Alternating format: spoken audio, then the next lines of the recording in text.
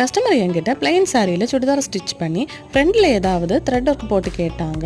So அதுக்காக நான் ₹3 embroidery thread 2 எடுத்திருக்கேன். தென் ஒயிட் கலரில் 3mm பேல் எடுத்திருக்கேன். இப்போது ஃபஸ்ட்டு த்ரெட்டை இது மாதிரி பாபிளில் சுற்றி எடுத்துக்கோங்க. நீங்கள் எந்த மிஷின் யூஸ் பண்ணுறீங்களோ அந்த மிஷினுக்கு பாபினை எடுத்துக்கோங்க.